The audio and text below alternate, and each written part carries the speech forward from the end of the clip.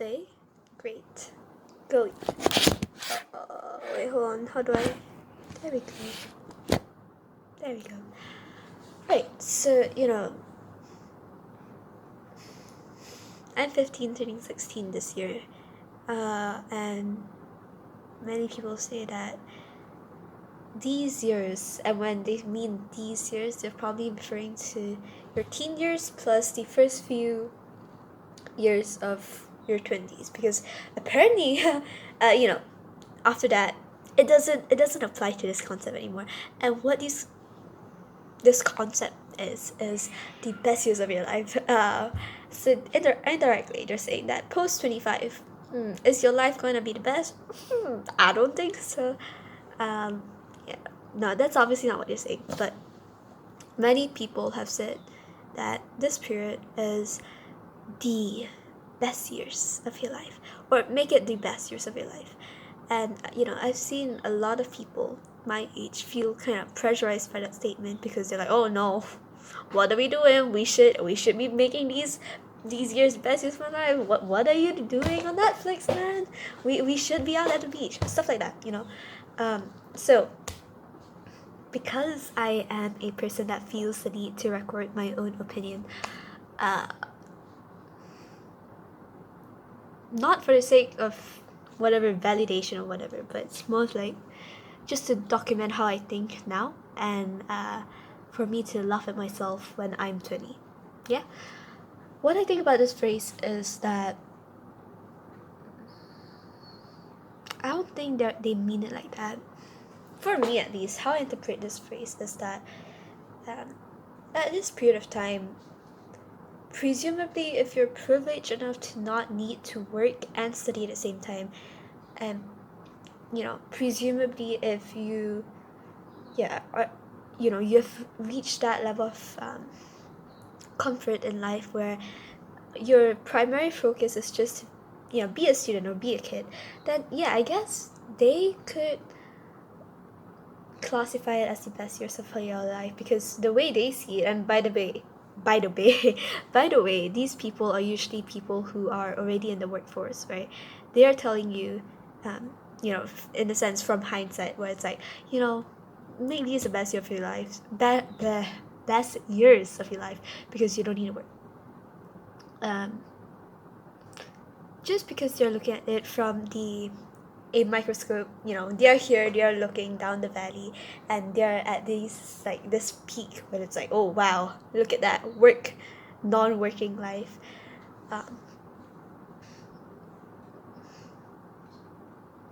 Okay, two points. One, I don't think they mean it in that way.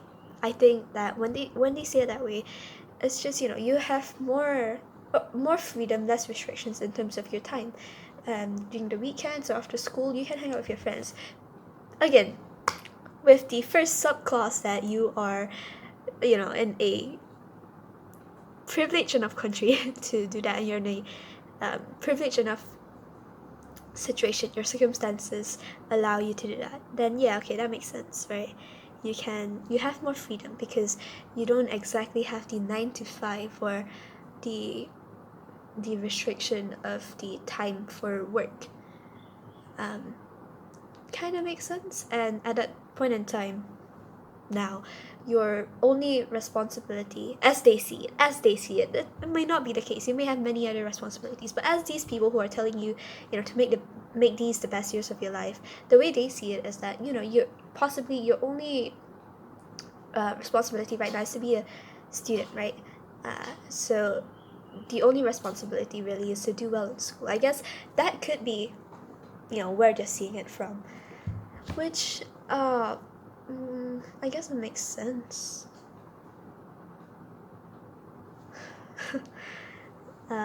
Obviously that's not the case for many of us. It's not. I think I'm very privileged enough to kind of be able to relate to their statement, where I understand where they're coming from, because at this point in my life, I guess my only no, grammar does not work that way. Really, my only responsibility as a child of my age is to study, to be a student. I'm really privileged that in the sense that I don't need to work part-time, I don't need to support anybody, I don't have any dependents, and I live in comfort, basically.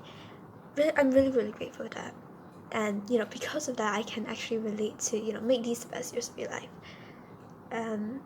The thing is, though, that with this, many kids my age also feel pressurized to, make these the best years of your life.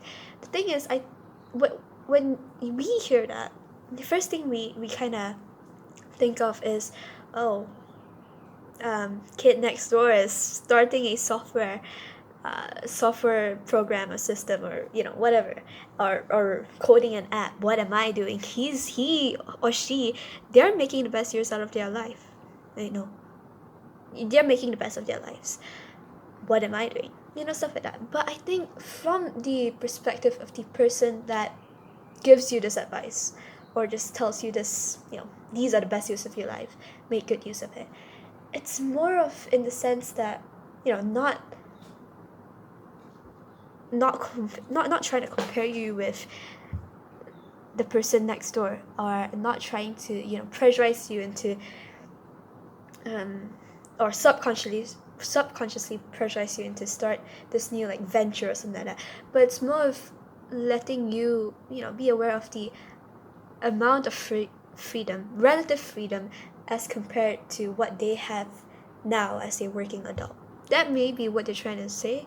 And so it's not exactly trying to, the interpretation of it should not necessarily be that, oh, it's time I start a hitch, but it's not like that. I think at least the way I interpret it is now you're really free to just go about. I guess in terms of best use of your life, it may also be, you can go make mistakes, fall down the playground, it's fine.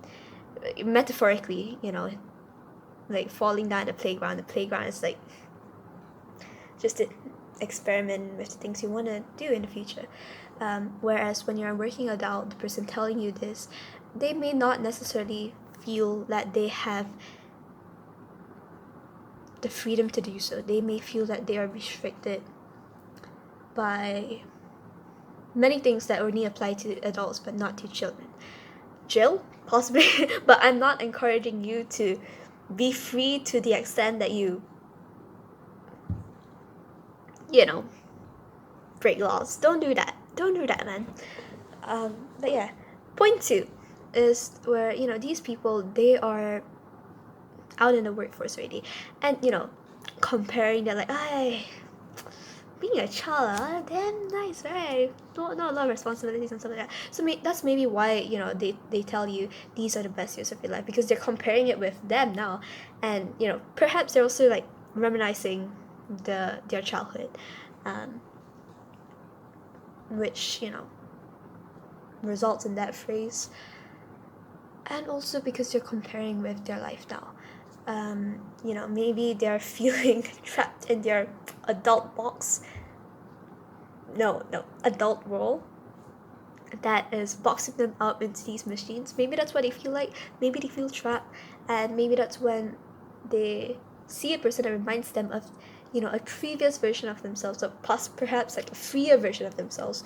They feel the urge to let the person know to make full use of it, not in a pressuring way, just to say, cherish the times you have now, because it may not be the same in the future, right?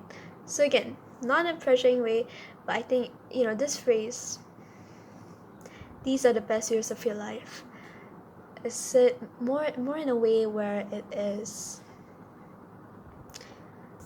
for you to better appreciate your circumstances now, better appreciate whatever's happening, what your current situation as a kid, as a 15, 16, 17 up to 25-year-old. I guess when you're 26, then you'll begin to realize oh shoot, not the best years of my life. No, 25, that's the limit. But as of then, I guess these are the best years of your life, and you should take the advice of that 26-year-old and cherish it. yeah.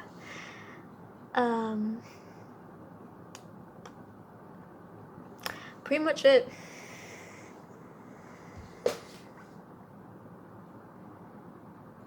I should really be studying. Okay, bye.